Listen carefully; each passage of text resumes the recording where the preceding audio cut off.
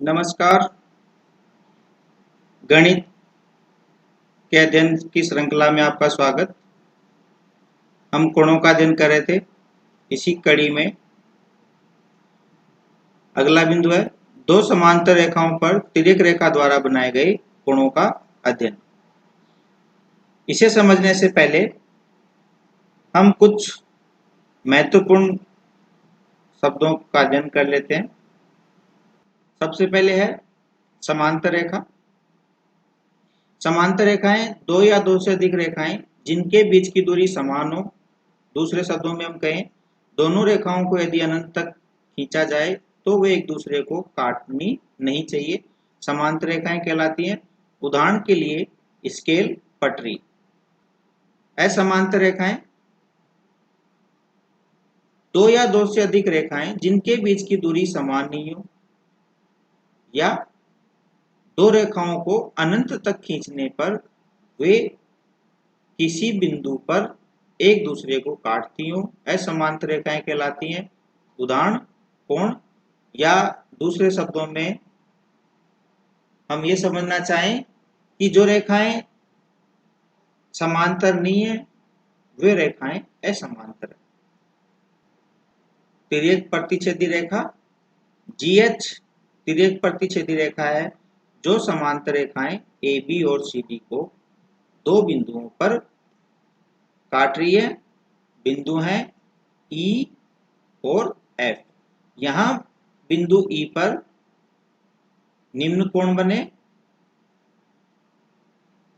इसी प्रकार बिंदु F पर भी निम्न कोण बने। अब इन कोणों को हम हमारी सुविधा के अनुसार 1, 2, 3, 4, 5, 6, 7, 8 के क्रम में नाम देते हैं। आइए ये जो 8 प्रकार के कोण बने हैं इनका अध्ययन करेंगे। सबसे पहले संगत कोण। दो कोण जो एक जैसा व्यवहार करते हैं संगत कोण कहलाते हैं। संगत कोणों का मान परस्पर समान होता है। यहाँ आप देख सकते हैं कि कोण 1 कोण 5 के संगत है। क्यों है? क्योंकि कोण 1 और 5 दोनों ही समांतर रेखाओं के ऊपर और तिर्यक रेखा के दाईं ओर बने हुए हैं। इसी प्रकार कोण 2 और कोण 6 समांतर रेखाओं के ऊपर तिर्यक रेखा के बाईं ओर बने हुए हैं। कोण 4 और कोण 8 समांतर रेखाओं के नीचे तिर्यक रेखा के दाईं ओर है और कोण 3 और कोण 7 समांतर रेखाओं के नीचे तिर्यक रेखा के बाईं ओर बने हुए हैं। अतः ये परस्पर समान होंगे। शीर्षाभिमुख कोण। शीर्षाभिमुख कोण जब दो रेखाएं एक दूसरे को किसी बिंदु पर प्रतिच्छेदित करती हैं तो प्रतिच्छेदक बिंदु पर एक दूसरे के विपरीत बने कोण शीर्षाभिमुख कोण कहलाते हैं। जैसा कि आप देख सकते हैं AB समांतर रेखा को GH तिर्यक रेखा बिंदु E पर प्रतिच्छेदित कर रही है तो 2 और कोण 4 इसी प्रकार कोण 1 और कोण 3 एक दूसरे के विपरीत बने हुए हैं। अतः इन्हें हम शीर्षाभिमुख कोण कहते हैं। यहाँ 1 3 का, कोण 2 कोण 4 का, कोण 5 कोण 7 का, कोण 6 कोण 8 का शीर्षाभिमुख कोण है। ये कोण आपस में बराबर होते हैं। एकांतर कोण। जब दो समांतर रेखाओं को एक तिर्यक रेखा काटे तो वे दो कोण जो तिर्यक रेखा के विपरीत पक्ष में स्थित हों एकांतर कोण कहलाते हैं। एकांतर कोणों के मान भी परस्पर समान होते हैं। देख सकते हैं कि कोण 3 और कोण 5 तिर्यक रेखा के एकांतर पक्ष में है। इसी प्रकार कोण 4 और कोण 6 भी तिर्यक रेखा के एकांतर पक्ष में है। देखिए ये आकृति Z की आकृति है। ये कोण भी आपस में समान होते हैं। कोण 3 कोण 5 का तथा कोण 4 कोण 6 का एकांतर कोण है। अंतःकोण का अर्थ है किसी बंद आकृति के अंदर बने कोणों को अंतःकोण कहते हैं। यहाँ अंतःकोण से अभिप्राय है कि दो समांतर रेखाओं के बीच बने हुए अंतःकोण। देख सकते हैं आप 3 4 6 और 5 कोण अंतःकोण है।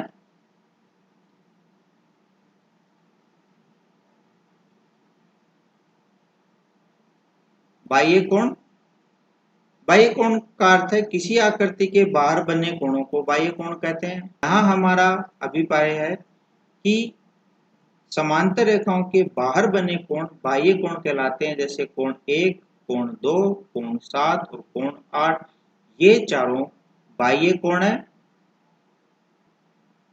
कोणों का रेखिक युग्म दो आसन कोणों को जिनकी उभयनिष्ठ भुजाओं के अतिरिक्त भुजाएं दो विपरीत किरण हो कोणों का रेखिक युग्म कहलाते हैं। अर्थात ऐसे दो कोणों का समूह है जो एक सरल रेखा पर बना हो और उनके दोनों कोणों का योग 180 के बराबर हो। यहाँ कोण 1 कोण 2 का, कोण 2 कोण 3 का, कोण 3 कोण 4 का, कोण 4 कोण 1 का। इसी प्रकार कोण 5 कोण 6 का, कोण 6 कोण 7 का, कोण 7 कोण 8 का, कोण 8 कोण 5 का कोणों का रेखिक युग्म है। यही वह सबसे महत्वपूर्ण भाग है जिसकी सहायता से हम प्रश्नों को हल करते हैं और विभिन्न प्रकार की प्रमेय उपप्रमेयों को भी हम सिद्ध करते हैं। आइए इसे एक उदाहरण की सहायता से समझते हैं। कोण 1 अर्थात कोण BEH का मान 70 डिग्री है, तो शेष कोणों का मान ज्ञात हमें करना है। जैसा कि आकृति में आप देख सकते हैं कि हमें केवल एक कोण दिया हुआ है BEH अर्थात कोण 1 का मान 70 डिग्री है, तो हमें शेष कोण 2, कोण 3, कोण 4, कोण 5, कोण 6, कोण 7 और कोण 8 का मान ज्ञात करना है। अभी हमने पढ़ा था कोण रेखिक युग्म अर्थात दो कोणों का योग 180 यानी एक सरल रेखा पर बने हुए दो कोणों का योग 180। तो यहाँ आप देख सकते हैं कोण 1 और कोण 2 एक सरल रेखा पे बने हुए हैं, अतः इनका योग 180 या दूसरे शब्दों में कहें कोण 1 कोण 2 का संपूरक है या कोण 2 कोण 1 का संपूरक है। इसी के आधार पर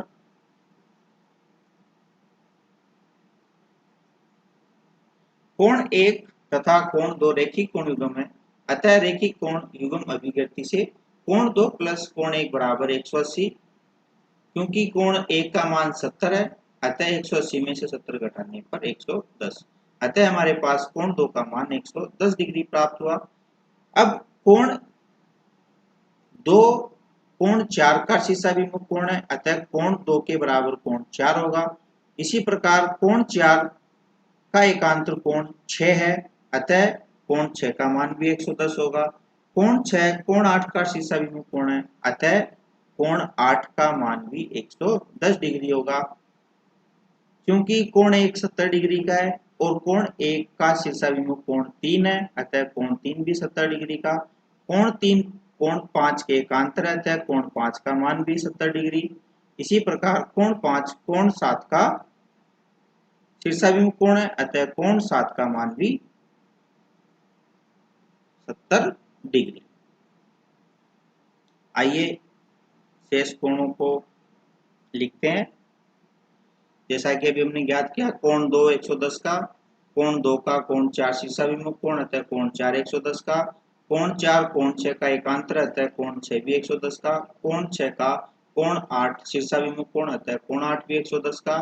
इसी प्रकार कोण 1 कोण 3 का शीर्षाभिमुख, अतः कोण 3 70 का, कोण 3 कोण 5 का एकांतर, अतः कोण 5 70 का और कोण 5 कोण 7 का शीर्षाभिमुख, अतः कोण 7 70 डिग्री का।